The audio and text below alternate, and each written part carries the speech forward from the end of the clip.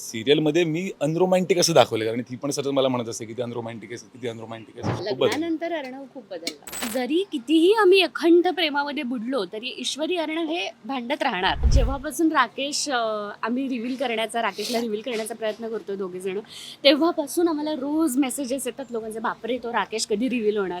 त्याला इथे जे जॉईंट असतं आपलं 2 ह्याच्यामध्ये, त्याच्यामध्ये इतका मोठा गॅप आलाय. हॅलो नमस्कार फ्रेंड्स, मी मज्जाची नीलम. तुमच्या आवडत्या मालिकेच्या सेटवर मी फायनली आली आहे. म्हणजे तू रे माझा मित्र या मालिकेच्या सेटवर ईश्वरी आणि अर्णवला भेटायला आली. कसे आहात? मस्त. बढिया. खरं तर इतक्या कमेंट्स येतात ना आम्हाला की तुमच्या सेटवर जा आणि तुमच्याशी गप्पा मारा, आणि म्हणून मी ठरवलं की आता मी जायचंच आहे. पण आज मी इथे आल्यावर मला एक वेगळं सरप्राईज मिळालं आणि तुम्हालाही मिळालं की फॅन्सने इतकं छान तुम्हाला सरप्राईज दिलंय. हे किती ओव्हरवेल्मिंग वाटतं तुम्हाला? हो, कालच आमचे 500 भाग पूर्ण झालेत मालिकेचे. आणि ह्या ज्या मुली आहेत ज्यांनी आज आम्हाला एवढं सरप्राईज दिलं, तुम्ही बघितलं असेल तर त्या दरवेळी येतात. म्हणजे 100 एपिसोड झाल्यावर, इथल्या कोणाचा बर्थडे असल्यानंतर, 500 एपिसोड आता 500 एपिसोड झाल्या म्हणून आले. पण एवढं प्रेम, आणि ह्याच असं नाही, अनेक अजून आहेत जे फक्त गिफ्ट्स पाठवतात किंवा रोज मेसेजेस करतात. त्यामुळे खूप प्रेम मिळत आहे आणि खूप बरं वाटतंय. त्यामुळेच तर 500 भाग पूर्ण झाले. पण खरं अर्णवला विचारते, आत्ता बरं वाटतंय? म्हणजे आल्यावर ऐकलेलं की तू आजारी आहे, पण आत्ता हे प्रेम बघून किती खरंच छान खूप वाटतंय. बरं वाटतंय. खरंच बरं वाटतंय. ॲक्च्युली मला बरं नव्हतं, माझं सकाळी लवकर कॉल टाईम होता, पण बरं वाटत नाही म्हणून दुपारी आलो मी, आणि आल्या मला सरप्राईज मिळालं. So I am very very happy. Plus 500 episode झालेत आमचे. ॲक्च्युली कधी असा विचार केला नव्हता. म्हणजे असं नेहमी वाटतं की खूप सारे एपिसोड्स आहेत, पण आपण एव्हरीडे शूट करतो. आपण we are handling different emotions, घरचं किऑस, इकडचे किऑस सगळं हँडल करतो. So we don't really count the numbers. पण अचानक वन फाईन डे तुम्हाला रिअलाइज होतं, अरे आपले 500 एपिसोड्स कंप्लीट झालेत.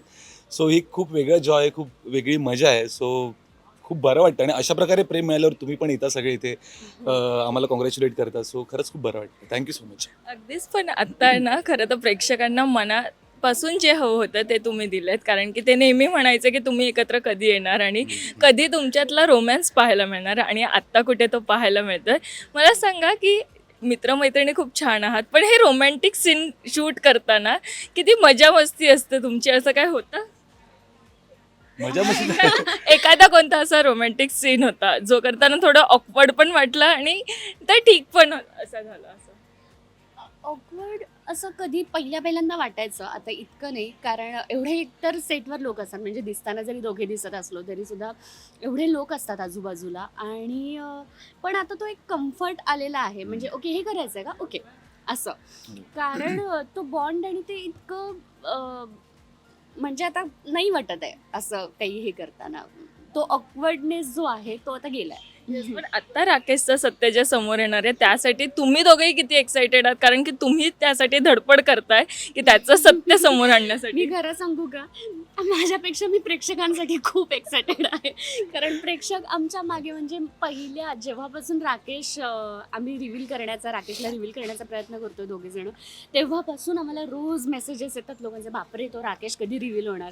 मी त्यांच्यासाठी खूप एक्सायटेड आहे की आता तो होणार आहे, आणि घ्या आता तुम्हाला जे हवं होतं ते मिळणार आहे. पण प्रोमो पाहिला आता, ज्यात राकेशला तुम्ही एक्सपोज करतात. मला सांग, प्लॅनिंग कोणाचं होतं दोघांपैकी? ते कसं सांगू आम्ही. ते बघण्यात मजा आहे.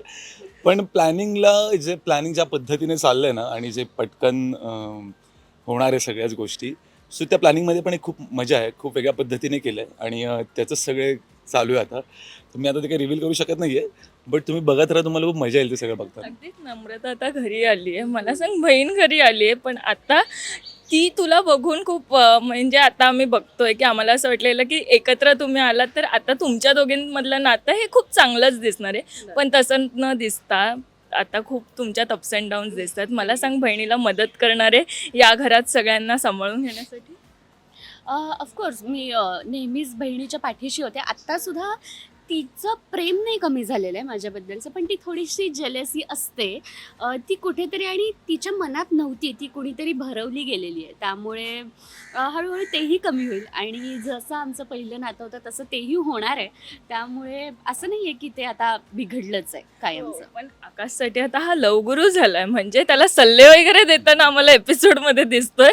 म्हणजे आता काय सल्ला देणार आहे? मी तर विचारेल, तुमच्याच नात्यासाठी एक सल्ला द्यायचा असेल तर काय देशील? ॲक्च्युली मी काय लवगुरू वगैरे नाही आहे, त्याच्यामध्ये मी असं म्हटलंय पण झालं की आधी तर तू लवगुरू होतस, तू मला सांगायचंस ना की असं असं कर, तसं तसं कर. बिकॉज मी म्हणजे सिरियलमध्ये मी अनरोमॅन्टिक असं दाखवलं, कारण ती पण सतत मला म्हणत असते किती अनरोमॅन्टिक आहेस, किती अनरोमॅन्टिक आहेस. सो ॲक्च्युली लव गुरु त्याने बनलं पाहिजे आणि मला सल्ला दिला पाहिजे ॲक्च्युली, पण समहाव मी त्याला देतोय.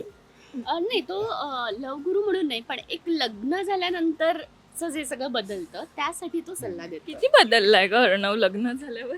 मी खूप बदललो, खूप मला बदलला, वाटतं खूप बदललं. लग्नानंतर अर्णव खूप बदलला. मला स्वतःला जाणवलं चेंजेस वाटतात असे चेंजेस आहेत की मी रोज भांडत असतो की हे चेंजेस नको आहेत मला म्हणून. तो थोडा सॉफ्टर झाला, जो आधी खूप चिडचिड करायचा प्रत्येक गोष्टीमध्ये, एकदम इंटेन्स रिॲक्शन असायची, ती आता थोडी सॉफ्टर झाला आहे. तो थोडा समजूतदार झाला आहे, ॲटलिस्ट घरच्यांच्या बाबतीत तरी, की तो पटकन आजीला उलटं बोलत नाही, किंवा घरचे मोठे काहीतरी बोलत असतील किंवा पूजा वगैरे किंवा काहीतरी असेल घरातलं, काहीतरी फंक्शन असेल तर ॲटलिस्ट ऐकून घेतो. जो आधी अजिबात ऐकून नाही घ्यायचा, मला नाही करायचं म्हणजे नाही करायचं, पण ॲटलिस्ट ही आल्यामुळे हिच्या थ्रू तो थोडंसं ऐकायला लागला आणि थोडासा आदर करायला लागला लोकांचा. हो, पण आता प्रेक्षक तुमच्यातली आधीची भांडणं खूप मिस करतात. सो आत्ता या नात्यात गोडवा राहणार आहे की भांडणंही होणार आहे? नाही, ती तर आमच्या चालूच असतात. म्हणजे जरी कितीही आम्ही अखंड प्रेमामध्ये बुडलो तरी ईश्वरी अर्णव हे भांडत राहणार, कारण त्यांचा तो मूळ स्वभाव आहे. म्हणजे स्वतःचं ते खरं करण्याचा हा त्या दोघांचाही मूळ स्वभाव असल्यामुळे कितीही दोघं एकमेकांच्या प्रेमात असले तरी एक पॉईंट असा येतो त्या प्रेमात सुद्धा की त्या दोघांची भांडणं होतातच. मला सांगा, ऑफस्टँड भांडणं होतात, हीच नोकझोक जी मजाक मस्तीमध्ये होते तीच होते? होते, खूप होते. कारण आता काय की एवढा दिवस तुम्ही शूट करता ना, ॲक्च्युली इतके दिवस शूट करता, एक प्रत्येकाचे स्वभाव असतात. आता रोज you have to show up every day, तेच करायचे, तेच डायलॉग्स बोलायचे, तेच करायचे, त्याच्यामध्ये तुम्ही नाविन्य काय आणणार. सो आणि इथे सगळ्यांचे स्वभाव एकमेकांना एवढे माहिती झालेत की पर्सनल लाईफमध्ये पण कसे आहेत सगळेजण.